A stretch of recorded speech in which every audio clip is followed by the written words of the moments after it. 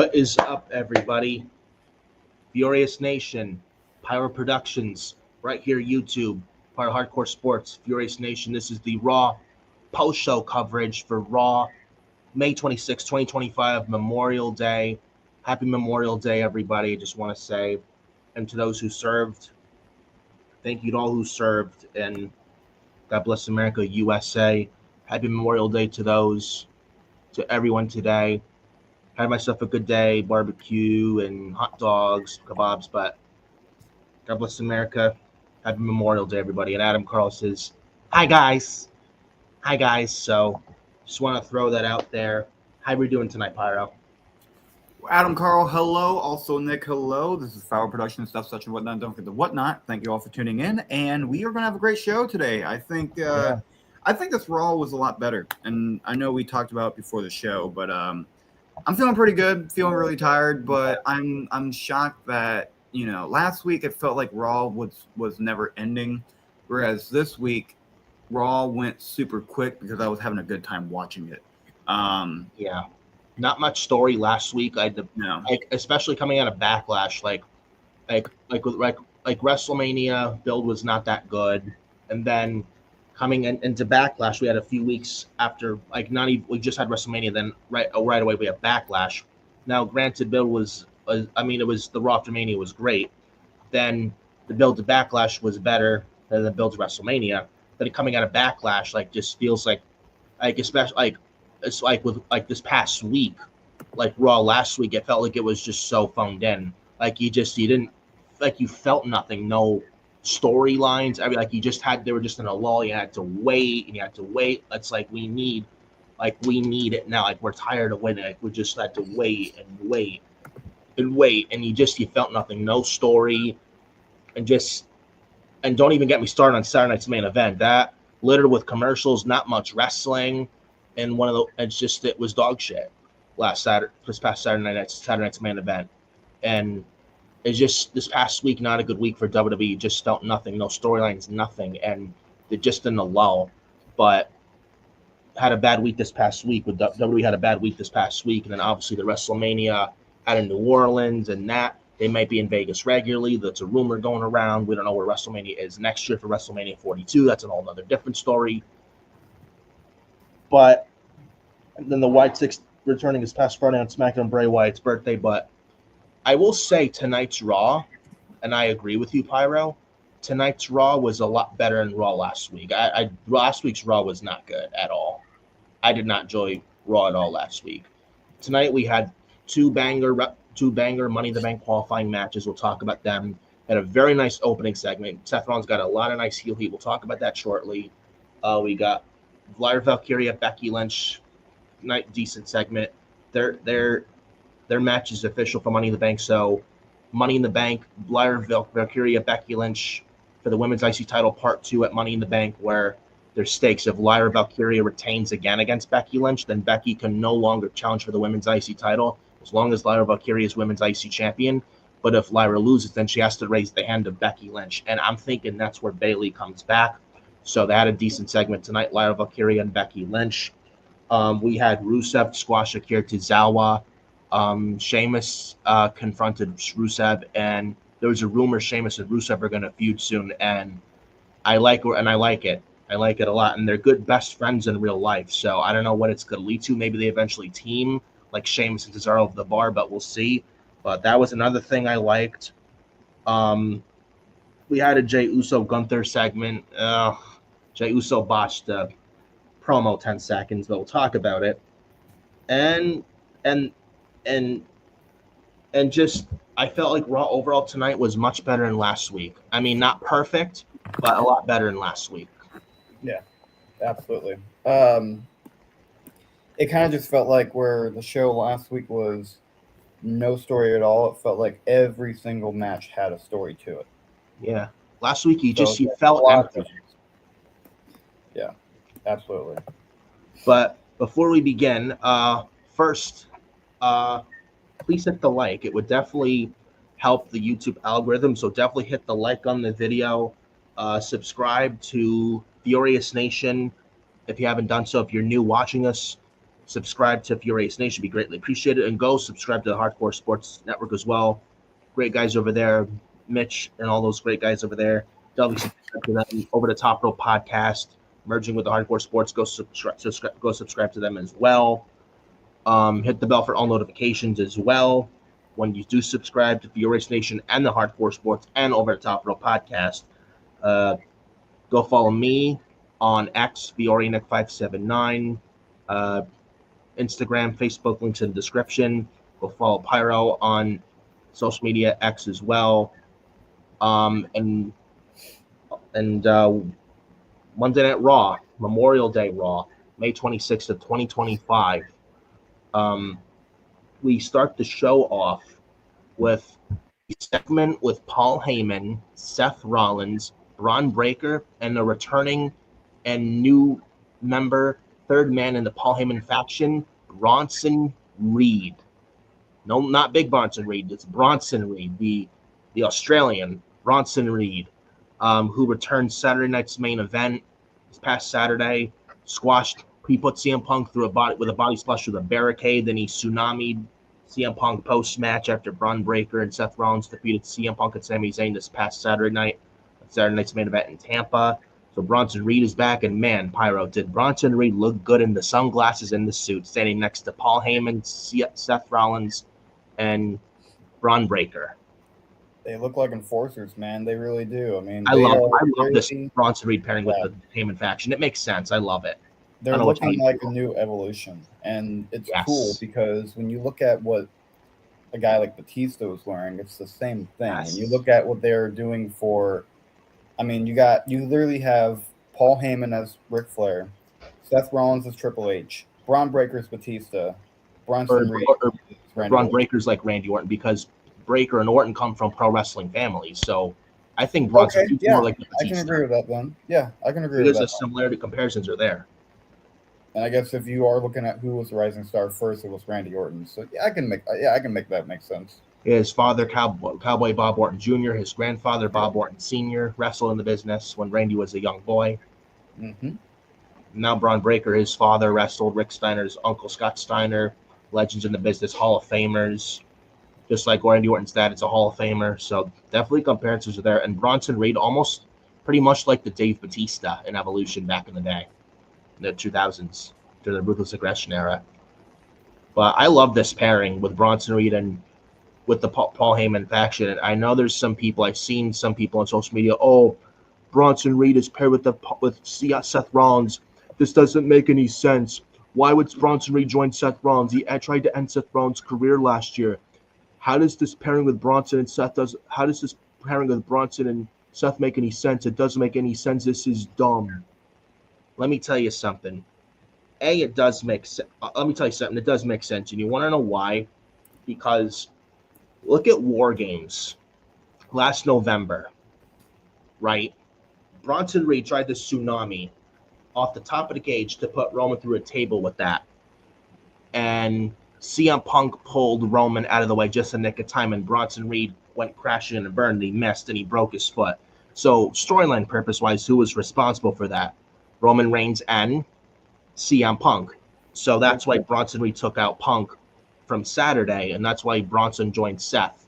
Now, Bronson Reed did multiple tsunamis to Seth last summer, like 6 of them, which I still remember to this day. That was great, hilarious, and no one could control Bronson Reed. So storyline purpose-wise, like with Bronson, he kind of earned Seth's respect with that as well, because before he took out Seth with multiple tsunamis, Bronson Reed wasn't really getting much of an opportunity storyline purpose-wise, and Bronson Reed made an impact on his own, all by himself, and he definitely did make an impact by taking out one of the biggest guys in the company, Seth Rollins. So in return, Seth thinks, okay, now you've earned my respect because I would have done the same thing. Tired of sitting around waiting for opportunity. No, you make an impact on your own and show them why, you're the future. Because, you deserve all the opportunity in the world, and they're not giving it to you. So, they don't believe in you, really. Make them believe in you. And that's what Bronson Reed did last year when he took out Seth Rollins with like half dozen tsunamis. So, in storyline-wise, Seth is like, okay, you kind of earned my respect, Bronson Reed, and That's why and Bronson Reed in the Seth Rollins group. So yes, it does make sense. So to those who to those on social media complaining, oh, it doesn't make sense. It absolutely does make sense. So I don't think it's a bad move at all. Well, I love it. The deal with psychology too. I was talking to Mitch earlier about wrestling psychology and how Triple H is. Actually, I was telling this to Joe. Triple H is one of the best when it comes to knowing psychology in the ring. He is somebody that can turn something that makes no sense and make it psychologically make sense. Look back at the time The Undertaker had Viscera in the Ministry of Darkness. Why did he have Viscera after the broken nose? It's so he doesn't have to face him again. He knows how much of a threat Viscera can be. He knows how much of a threat or how much of a danger Viscera can be. So you have Bronson Reed, who has done a lot of damage to Seth and other people. If you can't beat him, join him. It's that damn simple. If you can't beat them, pay them off. That's another thing, because Seth was destroyed by Bronson late last year. He even made Seth cough out blood with the 6 tsunamis that Bronson Reed gave to him. I remember. He's coughing out blood out of the mouth, and that's another thing. Yeah, if you can't beat him, join him. So this pairing with Bronson Reed does make sense with the Paul Heyman faction and Bronson Reed. So to those who are crying about, oh, this doesn't make sense. Why would he join Seth? He tried to end Seth's career. Like, how does this make any sense? This is illogical. It's not illogical. So please stop crying because it does make sense. Makes perfect sense. You can't beat him, join him. It's the same reason why Randy Orton joined Bray Wyatt in the Wyatt family. It was stupid at the time, but people thought Austin Theory was going to be a third man. I actually think this is better than Austin Theory as a third man, if I'm being brutally honest. I don't think we need Austin Theory in the Heyman group. Or maybe later on. Maybe not for now, at least. But I'm liking what they're doing with Bronson Reed with the Heyman faction. And there's like this vision that Paul Heyman has. And he's one of the most wisest men in the business. He knows talent, has his finger on the pulse of what the fans want. Paul Heyman's just a genius. And he can sell you on stuff. He could turn something from chicken shit to chicken sell. That's how good Paul Heyman is. And Seth Rollins, man, he got that Dominic Mysterio heel heat tonight, man. I'll tell you. He got chance of you sold out. I think he got. I think they censored it Netflix. I think they said like "fuck you, Rollins." I think as well. Yep. So Seth got a lot of nuclear heel heat tonight. I loved it, every minute of it. Oh hell yeah! I love when it's Seth Rollins getting heel heat that he knows he can get, and it's just put over Braun Breaker, calling him a badass. It was great. Overall, a really good opener to Monday Night Raw, and it set the tone. Oh, absolutely. And that's the thing. Like, I'm very excited for this too, because I'm somebody that believes in, I'm someone who believes that heel heat comes from really great heels, and absolutely, Seth Rollins is that guy. He doesn't always have to be a face. He works way better as a heel. Yeah, I have to agree. Him as a face is all right. His better work is heel. Absolutely, no doubt about it, and no questions asked. As a face, it only goes so far. But as a heel, he's just a lot more natural as a heel. Is Seth Rollins. That's just me. But overall, very, very nice opener for Monday Night Raw. And the crowd was hot. Tampa overall tonight was a very good crowd. So Tampa brought it. So good on Tampa for bringing it tonight. Good opener for Monday Night Raw tonight. Then we get the first match of the night. Penta Zero Miedo versus Dragon Lee versus Chad Gable. No Grande Americano. Gracias. Triple threat Money in the Bank qualifying match, man. This was a fucking banger. This was awesome. One of the best Money in the Bank qualifying matches I have ever seen. I'm sure you felt the same way, Phyro. What a match we saw with these three men. Holy shit. I mean, even with that, what was that one move? It was almost like a... Dude, it was like a sniper. It was like a lawn dart. Like like shot out of a cannon. Dragon. No, I'm not talking about that one. I'm talking about the pile that, drivers. Oh, yeah, the pile drivers too. But Dude, that was Dragon Lee. Go ahead. But no, like Chad Gable protecting himself was. Like it's like a gory bomb and like a very tail ending. Yeah, that was a nasty spot for Chad Gable. I was like, I thought he was legit hurt. Yeah, like a concussion or a neck injury. That looked scary. Well, that's Chad Gable is the professional he is for a reason. I watched him like, I was like, I don't think that's it. I was like, God, that's pretty ugly. I had to look back to make sure they were about to go to commercial break after the dive that Penta did, and I was sitting there like, I need to look at this again and see if he's actually hurt. Because if they did the dive with him hurt, dude, Chad Gable's done. Like that could have been career ending. But Chad Gable and Penta and all them being great professionals they are, great protection, really great protection. And it looks like he's okay. Not like the Zoe Stark situation last week, which was awful. When she's out for almost a year now. But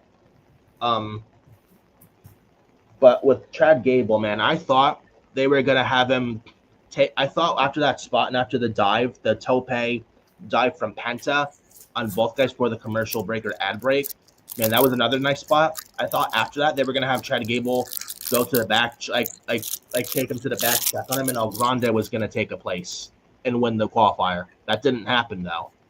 But Penta did a very nice tope. Love Penta, and just so damn good. Dragon Lee even showed up tonight. There was a crazy ass spot. Dragon Lee, it's like a shot out of a cannon. I don't know. He came, dived through the ropes. He and Penta went over the announce table, and Dragon Lee, man, like shot out of a cannon. My goodness, man. Like what a crazy spot, man. Yeah. I was like, whoa. That was something else, man. I was like out of nowhere. That was I was like, oh my gosh. And Dragon Lee's so good. That was just that was probably the spot. That was probably the most crazy spot of the match, hands down. And then we got Vikingo. He was in live attendance, front row. He comes out towards the end of the match. Chad Gable's about to win, but before that, I think he even caught Penta to Chad Gable in midair with a deadlift German. So that was a very nice spot from Chad Gable. Again, you mentioned Phyro. Chad Gable, one of the most safe, protected workers. Like he protects people. Mm-hmm. Oh, absolutely. It's just when you're in the ring with Chad Gable, you know that. Yeah. You know that he's going to either one, he's always going to protect you, and two, it's always going to look so smooth. It's always going to look like you're literally in there with a Kurt Angle, with an amateur wrestler, with a technical wrestler. You're in there with a Chris Benoit, basically. And just Chad Gable just knows in-ring psychology so well. Like he knows what he's doing, and he makes things look believable in there when whoever he's wrestling with. That's how great Chad Gable is. And then we got Chad Gable about to qualify, about to win. Fight Kingo sitting front row. He comes out, hops the barricade. He attacks Chad Gable from the top rope, he stops Chad Gable, cuts Chad Gable off with from top rope, and Chad Gable's hanging low in the Tree of Woe position. Dragon Lee does a diving double foot stomp with Chad Gable in the Tree of Woe, and from here, now this is the nice sequence. I love this sequence spot. Dragon Lee does the diving double foot stomp to Chad Gable, who's in the Tree of Woe, rolls through this Dragon Lee after that. Penta with the Mexican Destroyer sequence onto Dragon Lee. Dragon Lee rolls out of the ring. Penta capitalizes on Chad Gable. Penta driver. Chad Gable's all busted open. 1, 2, 3. Penta pins Chad Gable, and Penta punches his ticket to Money in the Bank. This was really great stuff. And I'm not even mad Penta won, because Chad Gable's wrestling Vikingo at Worlds Collide. I want to get your thoughts on this, Pyro. I love this. This was awesome. Yeah, absolutely. And I think everything's gonna work out really well for each other. For Worlds Collide for both brands, and it's just I feel like there's so much talent, so much chemistry to be built with this branding and with everything just coming together, and it's just you got guys from AAA, you've got guys coming in being the best in AAA, you have guys from the WWE working Worlds Collide, you you just have a lot of great branding and merging going together. You got Legado del Fantasma wrestling Pagano, Dr. Wagner Jr., and Psycho Clown, which should be a really good match. Then Vikingo and Chad Gable. I think they got Stephanie Batcare on there wrestling Chico Tormento, I think it is. Hopefully I said the name correctly. If you want to correct, say it definitely in the chat or whatnot comment section. But I think something like that. Stephanie Batcare was staring at her at Battleground last night, and I think after she beat Jordan Grace, did Stephanie Batcare. So it looks like she's going to wrestle at Worlds Collide too. Worlds Collide is looking like a pretty damn good show, if you ask me, Phyro. Yeah. Oh yeah. It'll be fun, and it's gonna be fun for the fans. It's gonna be fun for the branding, and it's gonna be filled with guys who need to be on their game. It's gonna be a make or break show, pretty much. It's like Evolution. Is this gonna happen again? That's the type of show we need to see. Yeah. Do you think Penta qualifying was the right move? Because I was actually going to go with Chad Gable or El Grande Americano. What was that again? Do you think Penta qualifying was the right decision? Yeah, I think so. And I'm surprised Dragon Lee didn't eat the pin. I thought he would, but my goodness, Dragon Lee's very underrated. I wish he'd get used more, but man, he brought it tonight. Yeah, Dragon Lee. I didn't think he'd really be, that type of talent that was, all that he had great. A big chip on his shoulder. Yeah, absolutely. Well, and that's because of people, people have been kind of saying, he's not really going to be much if Penta's the guy in the ring, and if guys like Chad Gable are just going to beat him. That's different because now you have, now you have,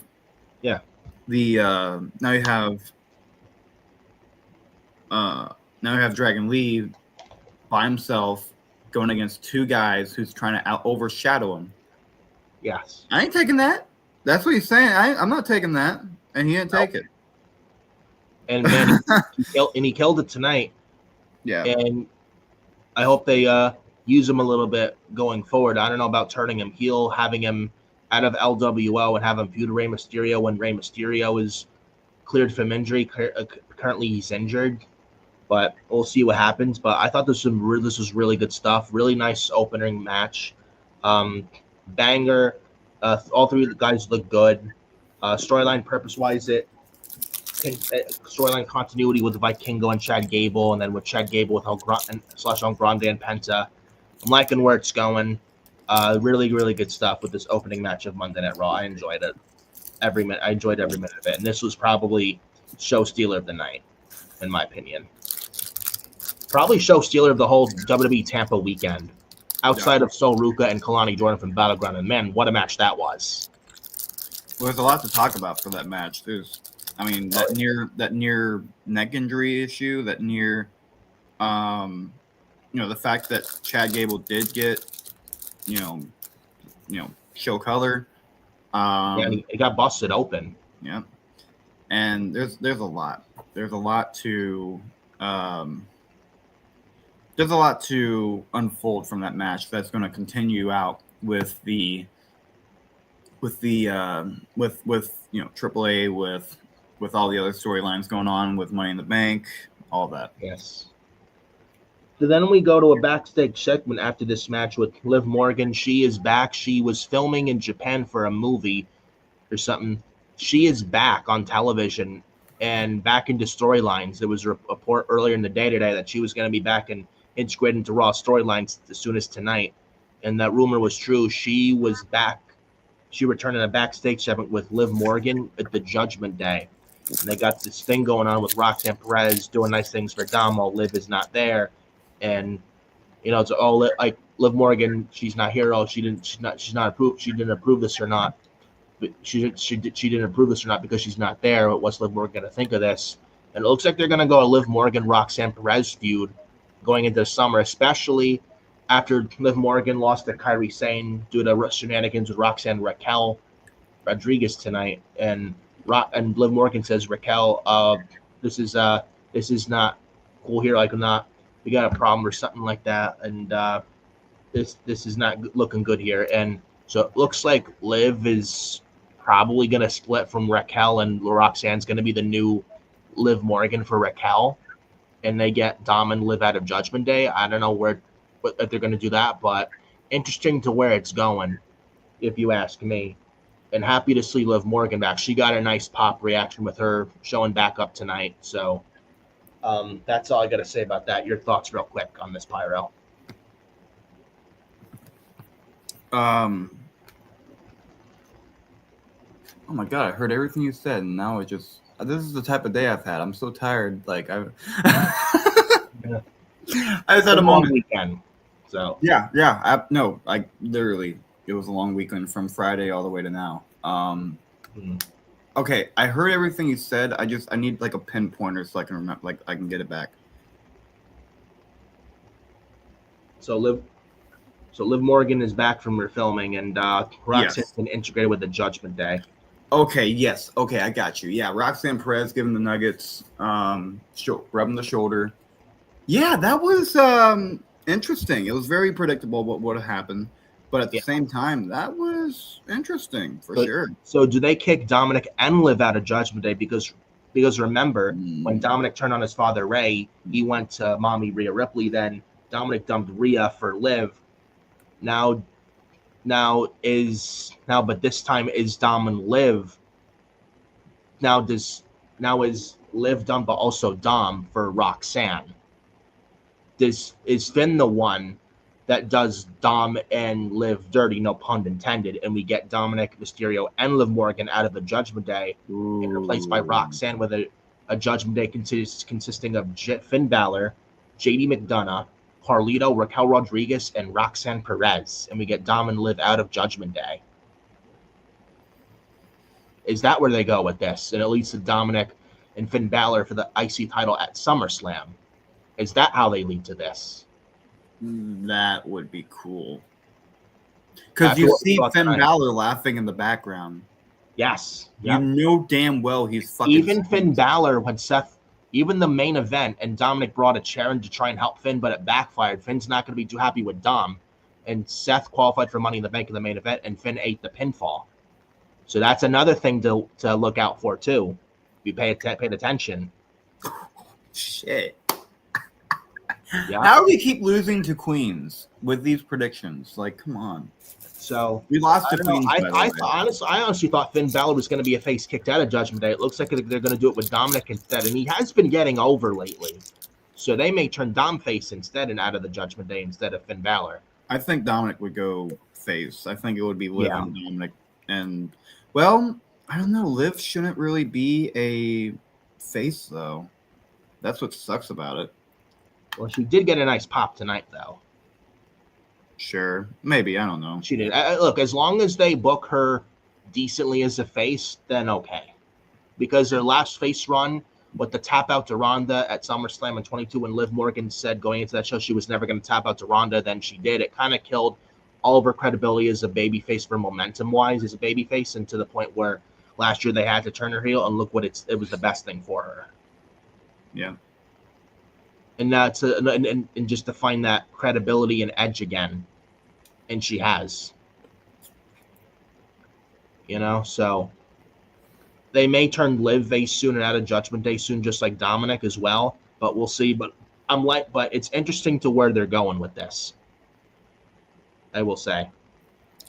Yeah, absolutely. And then, I mean, it can go either way. Where it's one of those things that's hard to predict, but at the same time, they're kind of giving it away. Yeah, it's just obvious at this point. It's obvious.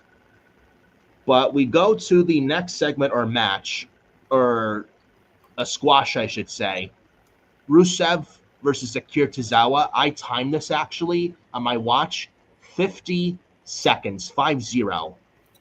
Tozawa squashed by Rusev via the accolade. Tozawa immediately taps out. Thanks for coming, Akira Tozawa. Tozawa did get a missile dropkick, but Rusev back rolled, clothesline Tozawa into next week, turned him inside out. Accolade locked in, immediate tap out. It's over. Rusev gets the win, the quick win, as he should. Squashes Tozawa as he should. And then the post match, Rusev still had the accolade locked in on Tozawa. Sheamus comes out and he confronts Rusev, and they have a stare down. And there was a rumor, it was like this past week, there was going to be a future Raw feud between Rusev and Sheamus, and I actually like that idea a lot. And we're gonna and what we saw tonight, we're gonna get that, and I have no complaints of this at all. This is the kind of stuff Rusev should be doing. The kind of people Rusev should be feuding with, like Sheamus, who's one of the best people they got on the roster, and Sheamus is awesome. He's great. That is going to be awesome. And it reminds me of their U.S. title match they had in 2014, which is how Rusev became the U.S. champion. And that was his first WWE run when he was the Bulgarian Brute and he was undefeated. And he had Lana, the ravishing Russian Lana. Yeah. But I don't hate that at all. And plus, Rusev and Sheamus in real life are best friends. Mm-hmm. Oh, hell yeah. Yeah, I think they had a Guinness together even when Rusev left AEW. They had a Guinness together. It's true. And I think they're next door neighbors. But they're real life best friends. I know each other very well. Sheamus is best friends in real life with Rusev, Drew McIntyre, Wade Barrett, and Rusev and Sheamus. Also, fun little fact. I know it was a terrible faction. Sheamus and Rusev part of the League of Nations. Now, 10 years later, they're feuding.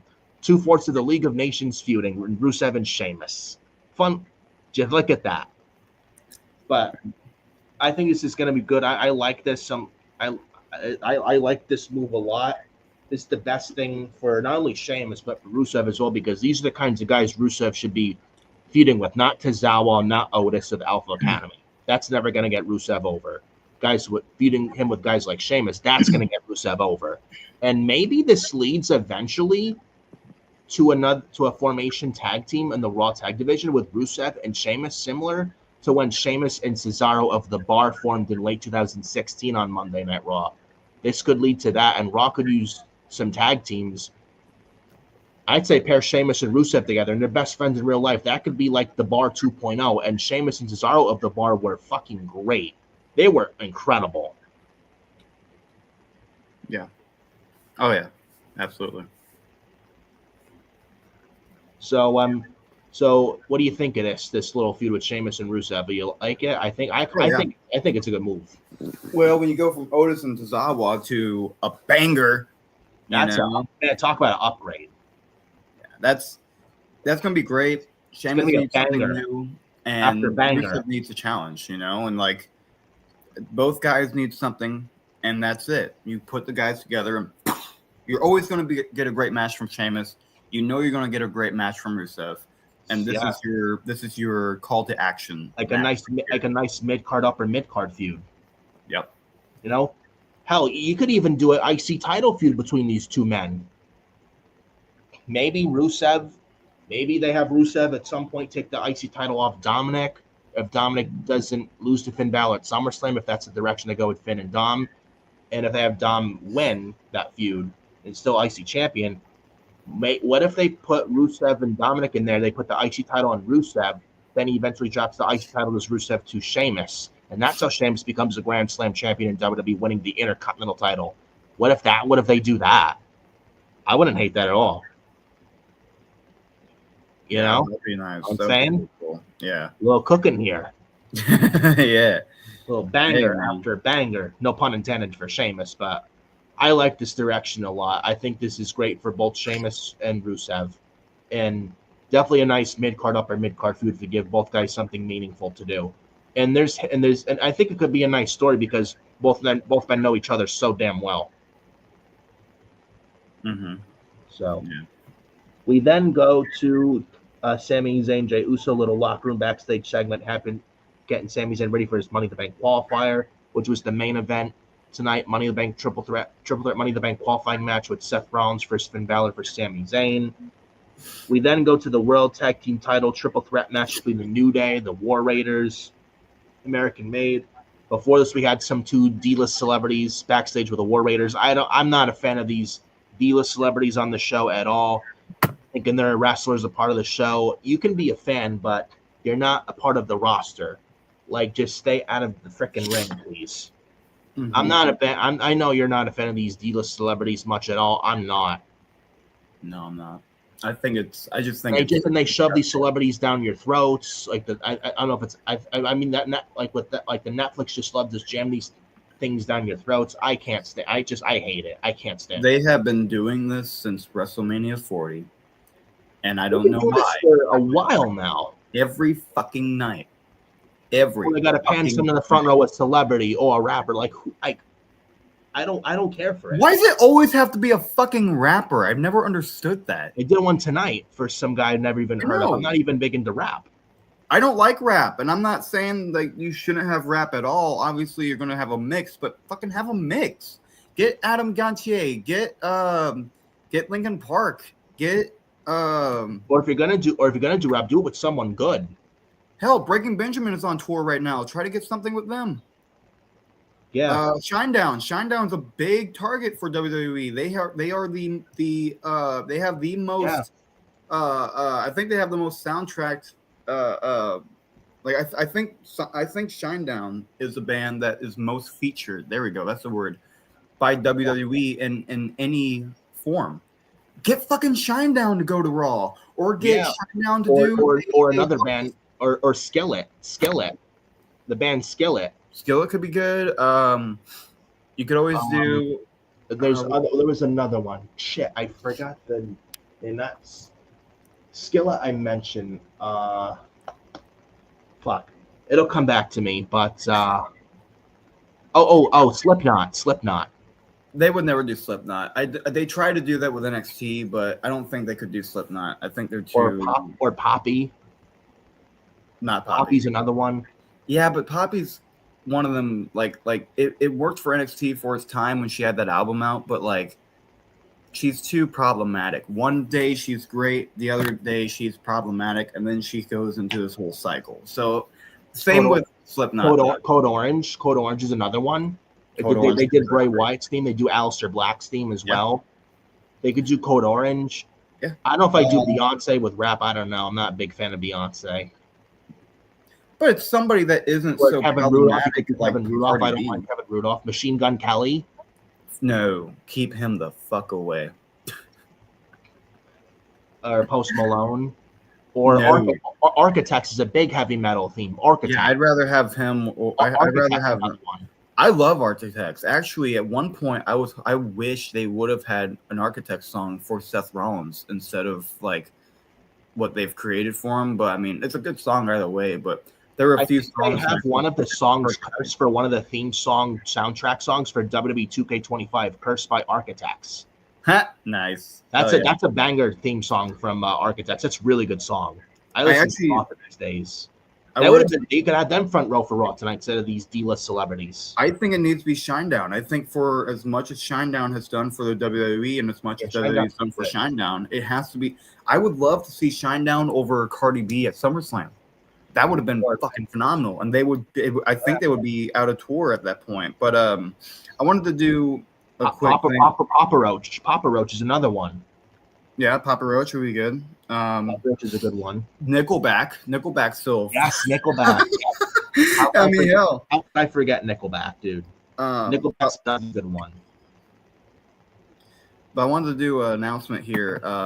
At some point, I did get a new laptop. So at some point with that new laptop, I'm going to edit a video for this new faction with Seth Rollins, Braun Breaker, Bronson Reed, and Paul Heyman under the song of Ruthless by Nonpoint.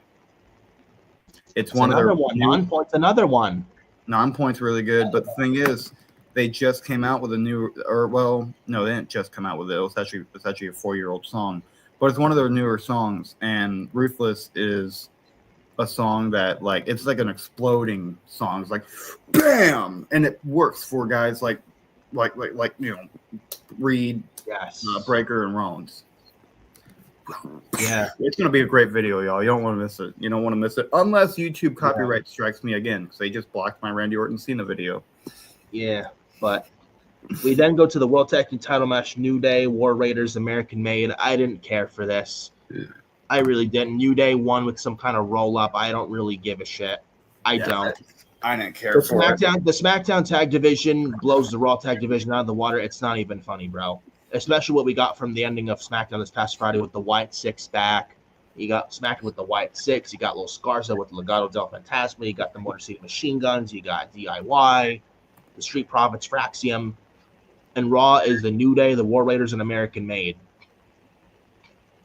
Mm-hmm. I wish you would merge the tag divisions, honestly, because like Raw, it's like has 3 teams. That's not a division. You're not going to sit there and tell me it's a division when it's 3 fucking teams. That's not a division whatsoever.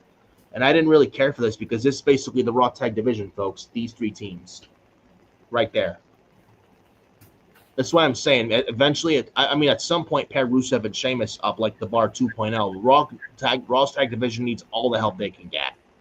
Or if we do a draft in the summer, there's apparently supposed to be a draft before SummerSlam this year. Man, they really need to fix the Raw tag division, man. My God. Mm-hmm. And I did not care for this match at all. I know, and I don't want to talk about this much because I didn't care for this match. I know you didn't too, Phyro. Yeah, I'll be honest with you, I had a hard time paying attention to it. Like, it felt like there was a lot of chaos on the outside. It felt like there's just too much going on. And I think, the only thing that was really the funniest part was when Kofi Kingston got crushed into the apron and the apron started glitching. Yeah. That was funny, but it just felt like a typical, like, I don't know. It's just there was too much shit going on, and it didn't really work for me. And I think this triple threat tag team match would work if it was on a pay-per-view. I feel like there would be more put onto it. Yeah. Yeah. Moving on from this waste of time World Tag Team title match, we then go to a backstage segment with Kairi Sane. Kairi Sane. Yes, Adam Carl, not Kyrie. Kairi Sane. Backstage with Io Sky with Liv Morgan, Raquel Rodriguez. And this set up for a later on match with Liv Morgan and Kairi Sane. Io Sky and Kairi Sane are best friends in real life. There's no more damage control. Makes me think if they're gonna do a possible feud for the women's world title in the future with Io and Kairi, and they have Kairi go heel. I don't know. That's just me thinking out of my ass. But we get that sets up a match later on in the evening with Liv Morgan and Kairi Sane, a returning Liv Morgan and Kairi Sane who came back on Raw last week. We then go to a Jey Uso in-ring promo. He's talking about what happened from Money in the Bank, from Saturday Night's Main Event and going into Money in the Bank. Apparently at Money in the Bank, it's going to be a tag match, one of the matches on the show at Money in the Bank. Tag team match, World Champion Jey Uso and Cody Rhodes, who came back Saturday Night's Main Event this past Saturday, which I'm glad he's back, versus WWE Champion John Cena and Logan Paul. So it's a tag team match. The rumor was a 6-man tag involving Jimmy Uso and Travis Scott. It looks like we're not going to get that, and looks like we are going to get a tag match. I mean, they could still change it to a 6-man tag, but it looks like it's a tag match going into Money in the Bank. No Travis Scott. Thank God. Thank God. No, I don't want to see Travis Scott should be nowhere near the fucking ring. He has no business being in the ring, is all I got to say. And hopefully it's just the tag match sticks to that. I mean, I don't like it. It's not as harmless. The Travis Scott moves a lot worse. I mean, I don't like this tag match approach for Money in the Bank, but it's not as bad as Travis Scott. Travis Scott's the much worse approach. I'm not a big Travis Scott guy at all. I don't like him. But Jey Uso's hyping up that match for Money in the Bank. And apparently on Raw, June the 9th, they're going to be live from Phoenix. It's the Raw after Money in the Bank. It's going to be for the World Heavyweight title, Jey Uso versus Gunther in the rematch from WrestleMania 41 Night 1. And Jey Uso is hyping up that match for that Raw as well, June 9th. Gunther comes out and he says, "Congratulations, Shay. apparently around this time, 15 years ago in 2010, the Usos officially started with WWE and have been there ever since, by the way. 15 years ago, around this time in 2010. I think it was late May around this time.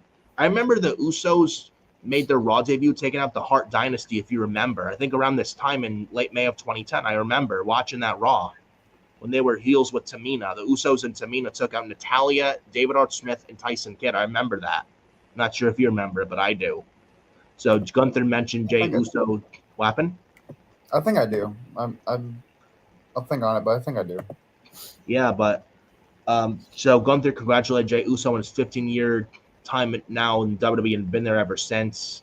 And Gunther's doubting Jey Uso and such and talking down Jey Uso. Jey Uso said, "I'm tired of everyone thinking my days as world champ are numbered," and 4-letter yeet, and I'm going to bring it to you, Gunther, on June 9th. There was one point in the promo, Jey Uso paused for 10 seconds. It looked like he forgot his line. So I was, up until this point, to this point, I was like, I'm not a fan. I was not much of a fan of this, to be honest. And it looked like Jey Uso just paused, like he forgot his line. He walked around for 10 seconds trying to remember his line. I don't know what you thought. I was.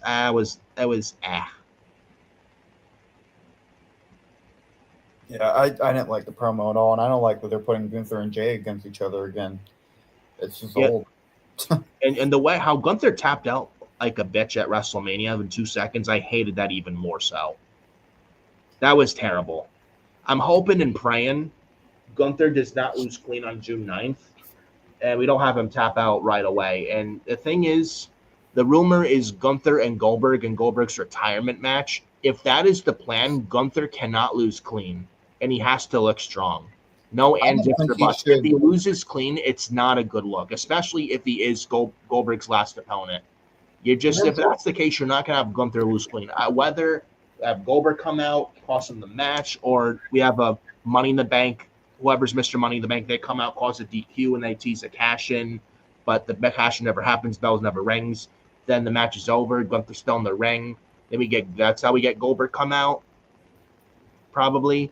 But Gunther can't lose clean on June 9th to Jey Uso. I think Jey Uso's going to still be world champ after June 9th Raw, but Gunther can't lose clean, especially what happened at WrestleMania. Right, and I think I was talking about this earlier, but I think Gunther also needs to quit losing at WrestleMania.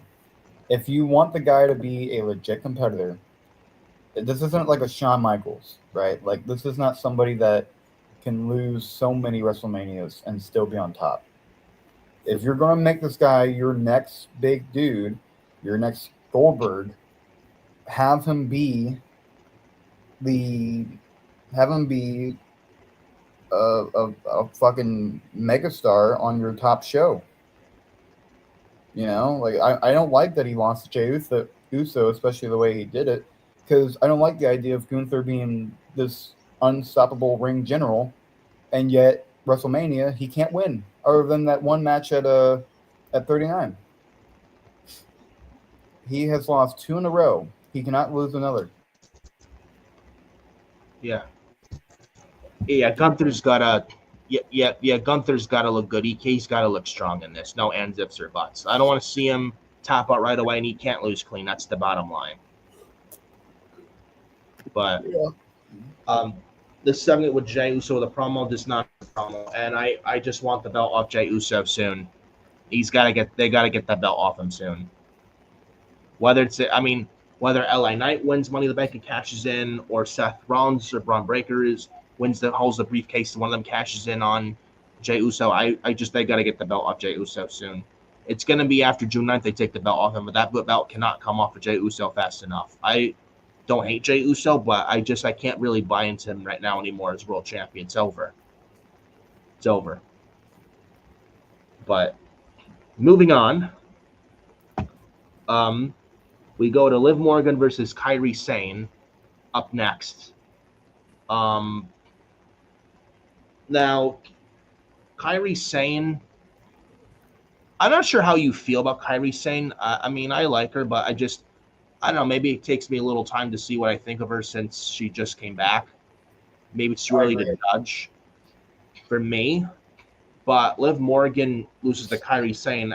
Liv Morgan, there was a spot she did diving a second rope code breaker, and Kairi Sane just kicked out. Then Liv Morgan's trying to win the match. Roxanne Perez is trying to, she attacks Kairi Sane off the top rope when the ref distracted. Raquel is dealing with Roxanne on the outside. Liv Morgan tries the Oblivion, but it's countered by Kairi. Kairi rolls her up. 1, 2, 3. Kairi Sane gets the win. And this forwarded a story with Liv Morgan with the Judgment Day. And Kairi Sane wins this match. Your thoughts on this, real quick? I think it was surprising that Kairi Sane went over and is going to be in the Money in the Bank this early as she comes back. I mean, granted, good match overall, but I don't know if she was right to win it yet. Yeah. I think even if that's what happened last week with Zoe Stark. Yeah, exactly. But I also like that Rhea Ripley isn't completely terrorizing. I like that she's putting people over. That is cool. Rhea's had her shot. Rhea's had her stars. She's letting other people get the glory, and that's really cool for her. Yeah, they had a nice video package as well for Rhea Ripley as well for Money in the Bank, which I liked. But yeah, that was really cool. That was nice. But I mean, Liv Morgan, Kairi Sane, it was there. It was all right for what it was. It did forward a storyline progression with Liv Morgan and the Judgment Day, so that I will say. And Liv Morgan didn't lose clean. She, so it wasn't clean. So Liv Morgan wasn't happy with Raquel out there. So Liv Morgan said, "Raquel, you're not doing a good job." So that's gonna thank Raquel. Oh, who does Liv Morgan think she is? I'm gonna turn on her and I'm gonna choose Roxanne Perez over her. I think that's where it's gonna go.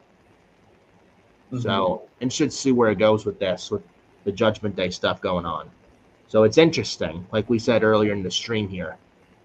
Yep. But Kairi Sane wins against Liv Morgan. I didn't care much. What mattered was the storyline purpose-wise after, like how the match ended and coming out of the match. That's what mattered most.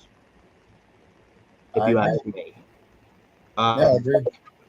We then go to, I think we had a backstage segment also with Chad Gable, and he gets punched backstage by AJ Styles, saying that I found that killer instinct as well. So nice to see AJ Styles for a little bit.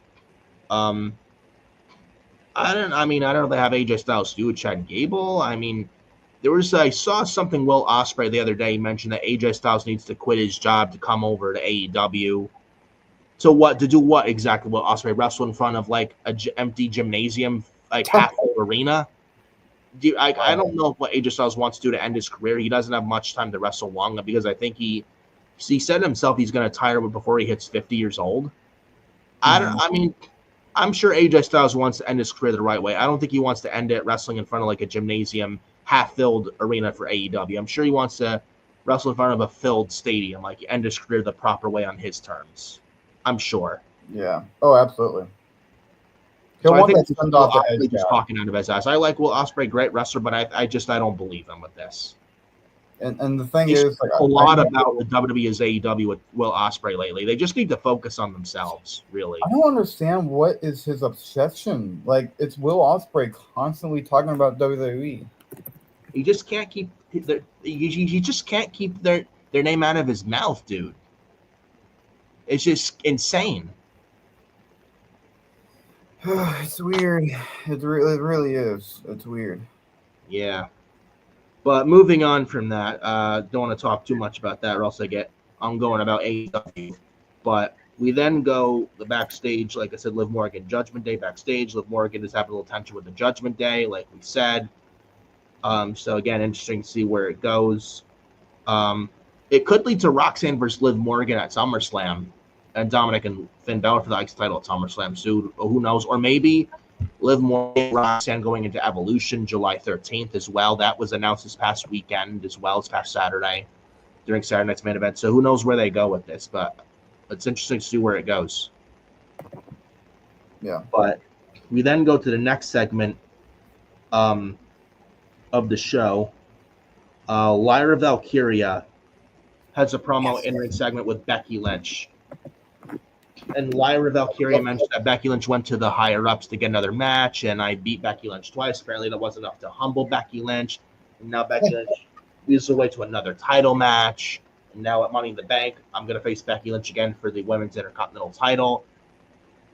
Becky Lynch then comes out, and she said, well, I left Backlash with my husband, Seth Rollins. You left to go to the hospital with your awkward fiance. Becky Lynch mentioned that line. And then Lyra said, now it's personal as well.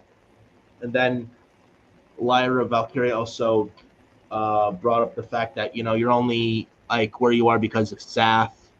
And then Becky's like, you're the ICE title and you are only there higher up right now because of me and all this other stuff that Becky Lynch also brought up as well. And then Lyra's like, oh, it's like I thought I was going to move on from Becky Lynch. Becky Lynch wants another match. Fine, I beat her twice. It says Lyra. And then and then at Money in the Bank announced Lyra Valkyria versus Becky Lynch for the Women's IC title Part 2. And stipulation, Becky Lynch said, if I lose to you again, Lyra, at Money in the Bank, I will no longer challenge you, Lyra, for the Women's IC title as long as Lyra Valkyria is Women's Intercontinental Champion. And then Becky said, when I win, you have to hold my hand high, Lyra, because I held your hand high, Lyra, when you beat me for the Women's NXT Women's title at Halloween Havoc a couple years ago. Now, lucky it was a fluke win, but I held your hand high. Now, Lyra, if and when you lose to me at Money in the Bank, Lyra, you have to hold my hand. So we have this stipulation after this match. I don't know who wins this. I could see Bayley come back at Money in the Bank and cost Becky the title. Do they have Becky win the title? Have Bayley come back and we get Evolution Women's IC title, Bayley versus Becky Lynch? Do we get that? Do we get a triple threat match with all three of these ladies for the Women's IC title at Evolution? We're going into SummerSlam. There's also Night of Champions. I don't know where they go with this, but I'm liking what Lyra and Becky are doing as of late. I don't know how you feel. And interesting with the stipulation. I don't know how this goes down at Money in the Bank, but interesting enough with the stipulation. Yeah, no, I love it. Absolutely. I don't know if they really booked themselves in the corner though with the stipulation, because who wins? Does Becky win? Because this is. No, I think Lyra's going to win. And 2 times Becky and Lyra fought each other. Lyra's won twice, so Becky's never ever beaten Lyra. This is the third encounter between the two. Something to think about. Is 3 times the charm for Becky Lynch this time? Does Becky win this time at Money in the Bank? Who knows where they go with this? I want to get your thoughts. Yeah, I don't think. I think Lyra's going to win. Getting Bayley back is a possibility, especially since it's been a while. It's been about 2 months. Mm-hmm. But I mean, Bayley said she'd be back around the summer, like almost to July. It's almost perfect timing. Yeah, no, absolutely, and I think that is one. I think that can end up being our prediction. I think we're going to beat Queens finally for the throne. And I believe that it's. I think it's a great rivalry. I just think there should have been a bigger stipulation. And I think it should have been a ladder match. Yeah. I know we already have the 2 Money in the Bank ladder matches, but hell, Money in the Bank is known for ladder matches, and we've had title matches in Money in the Bank with being contested in a ladder match before. It is possible. It should have been a ladder match. Yeah. But Becky and Lyra's official for Money in the Bank. It's interesting to see where that goes as well. So it could go either way. But I'm actually thinking Lyra retains, and that's where you see Bayley come back. And we still have Lyra involved in this feud, I think.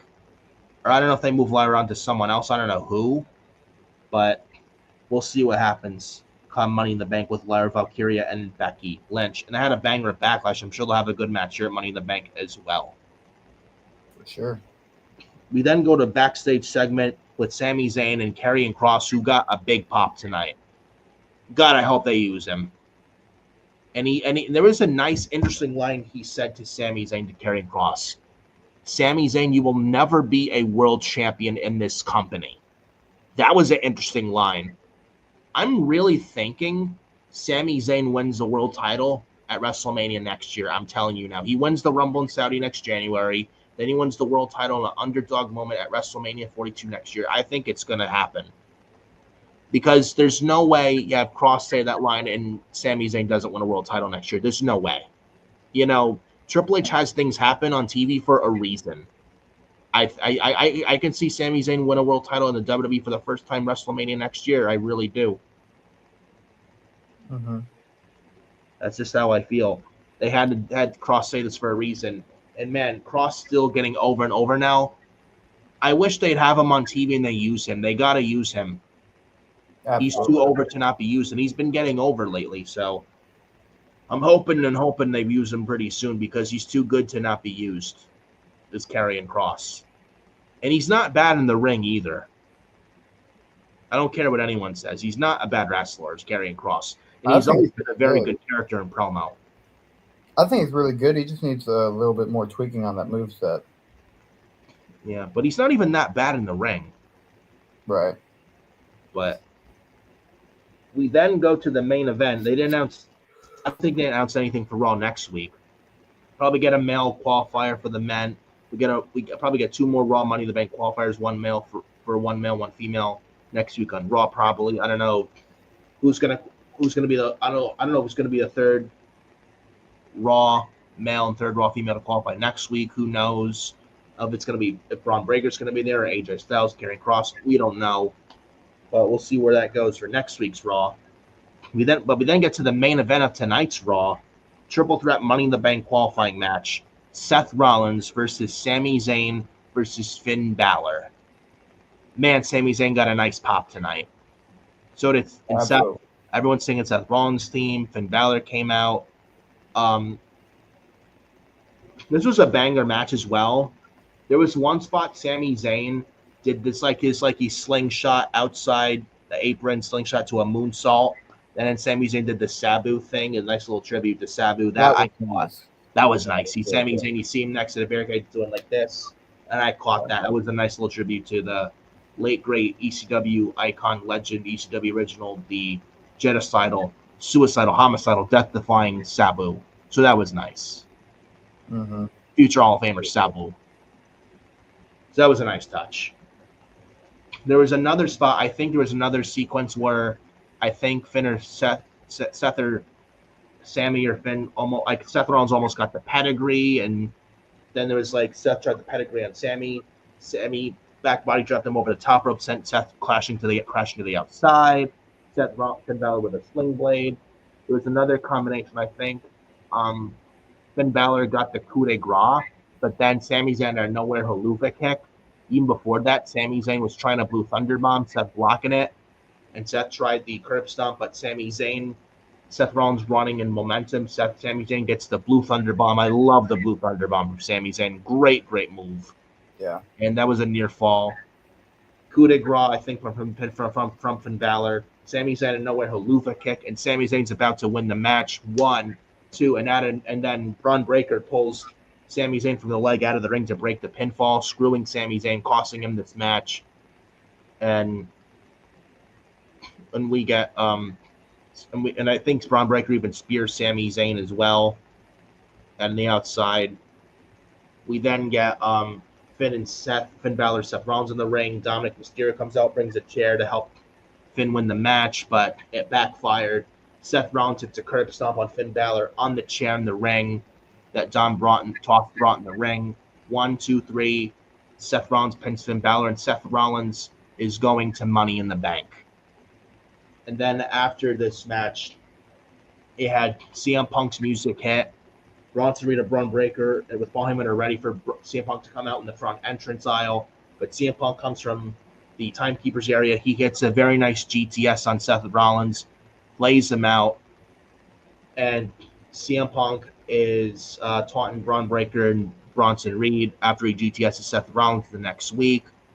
CM Punk's music goes off, and then they have the end credits. Raw goes off here with Netflix tonight for tonight's episode. So furthering the storyline with CM Punk against the Paul Heyman faction. I've noticed something the past couple of weeks. CM Punk has that much time on the screen. I don't know what's up with that. I don't know if he's injured or I don't know what's going on. I don't know if he's working hurt. I don't know what the deal is. Hopefully he's not that injured, but I don't know what you thought of that. Something I've been catching the past couple of weeks. Last week and this week with CM Punk. Mm-hmm. I feel like this whole main event was really good. I feel like everybody did their job. I thought that though, when Braun Breaker and Bronson Reed went up to the front of the stage, it was already super predictable what was going to happen. Punk was going to come out into the ring, and it's like, guys, you've seen this how many times now? Like, really? And then Heyman said Punk wasn't at the arena tonight, and boy, were they wrong. Yeah, for real. But I just thought this whole night was good. I thought that. The in between was but I think they started great and they finished great tonight. Yeah, but that match was much better Raw this week than last week because last week's Raw was terrible. I don't even want to mention it anymore. It was so no fucking story last week on Raw. Like, where was the story? Like, where's the substance? Like, where's that hunger, that energy? Like, it's like you feel nothing. Mm-hmm. It's like eating a fast food and you just feel empty. You know what I mean? But I feel like it kind of forwarded the story with CM Punk with the Heyman faction. I mean, Roman Reigns, I think it's coming back. They said around Money in the Bank or post Money in the Bank, Roman Reigns should be coming back. I heard at Money in the Bank he should be coming back, or some report I read, something like that. But Roman Reigns should hopefully be back soon. And when he's back, I think that's when things are going to pick up really with the story as well, on top of everything else with this and all this. Bronson Reed, Braun Breaker, Seth Rollins, the Paul Heyman faction versus Roman Reigns, CM Punk, Sami Zayn at SummerSlam. Maybe that's the direction they go with it. If that's the case, man, that's going to be a really good, crazy-ass match at SummerSlam in New Jersey. Maybe that's where they go. Because CM Punk, I don't think is working Night of Champions in Saudi. I think the same thing with Roman. So it's not going to be Night of Champions. I could see it happening at SummerSlam, and they wrap up the Punk and Rollins feud stuff at SummerSlam. I think. That's interesting, too, because everyone was thinking Punk and Cena for the WWE title at SummerSlam. But, I mean, yeah, it just doesn't look There was a rumor Punk and Cena is going to happen, but they don't want to have it at Money in the Bank because it's less than 2 weeks of build, and they deserve a lot more than 2 weeks of build. I could see Punk and Cena towards the end of the year. Yeah, absolutely. But Cena's the face. I think we get Cody and Cena for the title at SummerSlam, and Cody wins the belt back there, which he should, really. Or how about this? How about because Cena's just not working out as champion. I could not agree more. How about if we have... So we got Saturday with John Cena or Truth, with just there. How about if we have CM Punk win King of the Ring and then face Cena for the title at SummerSlam? Do they? Well, you have Evolution. I don't think King of the Ring's going to happen. Well, King of the Ring's definitely not happening before SummerSlam, so because you got Evolution. They did it last year. What? They did it last year that way. Well, you have Night of Champions after Money in the Bank, though. Then you have Evolution, Saturday night's main event. That's just, I don't think it's going to work. That's not going to happen. They need to take out Saturday night main event with how many times they're doing it. Like, dude, the commercials they had Saturday was ridiculous. I understand NBC needs to make their money, but holy shit, you don't you have more than enough money, NBC. You don't need to litter fucking commercials after every 1-2 minutes. Like, okay, match happening, commercial, then back to match, commercial, end of the match, commercial, making way down the aisle, commercial before the match even begins, commercial, entrance of this wrestler, begin a match, entrance, commercial. Entrance match going on beginning. Commercial. Like, what the hell? Like, what the hell was that? It just really takes away from the show, man. We have so many commercials, dude. Yeah, I agree. But I will say, though, I mean, with Roman Reigns inevitably coming back, I think that when Roman Reigns is back, things will pick up with this shit here. And I'm liking the possibilities with Roman Reigns, with Bronson Reed, Braun Breaker, and Seth Rollins. They're doing pretty nice. And now with the addition of Bronson Reed, even more badass. This Heyman faction. And Roman Reigns coming back soon. And I think it's heating up for a nice SummerSlam with these 6 individuals. You know? And this Raw, and they started great, they finished great. I mean, I will say that like wrestling in 2025 currently is very ice cold. I feel like WWE's in the low right now. I'm sure. I mean, hopefully they bounce back and they start picking things up around SummerSlam. I think they will. They did it last year. I mean, they're right now they're in a lull, I think. But once we get into SummerSlam, Cody Rhodes is back, which is great. They need him. Roman Reigns is going to come back. Once we get Cody and Roman back in the swing of things, and we go into Summers, and we get going into SummerSlam, I think then things should hopefully start picking up. And once we get the belts off Jey Uso and John Cena, then we can get things back to where they need to be, I think. And hopefully they start bouncing back. I think once we get the belts off Jey Uso and John Cena, then things can start picking up once again, I feel, because you're not going to get that like what we got last year. I mean, Triple H is known for his long-term booking. Like, what we got last year was good with WWE 2024, but you're not going to get any of that right now with John Cena and Jey Uso as world champions respectively. So we got 2 more months of this BS until we get the belts off John Cena and Jey Uso, and we can get things back on track to where they need to be by getting the belts off them. When we do get the belts off the WWE title of John Cena and the World Heavyweight title of Jey Uso.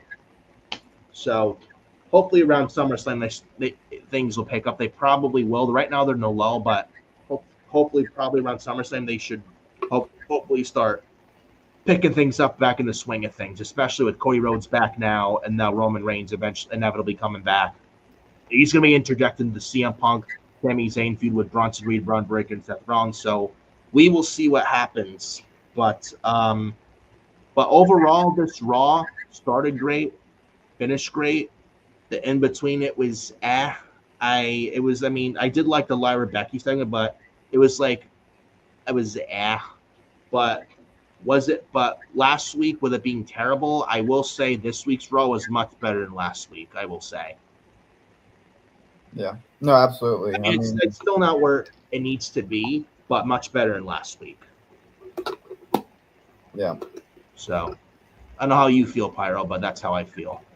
No, I feel the same way. I think last week's Raw isn't even worth mentioning at all. Yeah, just you felt absolutely nothing coming out of last week's Raw. Felt nothing. No storylines. Like, where was the story? Like, it just so ice cold, just in a fucking lull. Like, that fatigue, just not there. But that is the Raw post-show coverage, the Raw post-show review for tonight's Raw, May 26th, 2025 edition of Raw for Memorial Day, Monday Night Raw. We appreciate you guys for coming out, joining us for the post-show here tonight. Appreciate every single one of you popping up here tonight for the show, post-show. Hit the like on the video and subscribe to Furious Nation as well as the Hardcore Sports Network and Over the Top Rope Podcast. Go subscribe to those guys as well. Hit the bell for all notifications and go follow me in Pyro, social media, X, and all the other good social media stuff like Instagram, links in the description, Facebook links in the description. And once again, happy Memorial Day to all of you guys. And we appreciate you very, very much for joining us. Pyro, any other words before we get the hell out of here? No words except for stuff such and whatnot. Don't forget the whatnot. Thank you all for tuning in. I mean, give us your comments. We love reading the comments, and we love I don't know. We love doing the review, but also we just love hearing what people have to say. We want to grow a community here. So comment below, like the video, share it with your friends, and get us help us help us get more traction so we can make a community out of this show. I would love that. Absolutely. We got Phenomenal Breakdown and Queens of the Ring tomorrow. We also got the SmackDown Watch Party with Mitch and I this Friday. Look forward to that. We got the Forbidden Podcast, Adam, Carl, and I, episode 4, coming 1 p.m. Saturday, June 14th of 2025. So look forward to that. We got the Money in the Bank watch along June 7th, Saturday this year. No Worlds Collide watch along, but we'll watch party for Worlds Collide, but we'll be a watch party for that day, June 7th, for Money in the Bank, live from the Intuit Dome in Los Angeles, California. Once again, appreciate you guys showing out here tonight, joining us. We appreciate every single one of you, and happy Memorial Day, everybody. We will see you next time real soon here on the channel for more good content here on YouTube. Happy Memorial Day, guys, once again. Peace! What the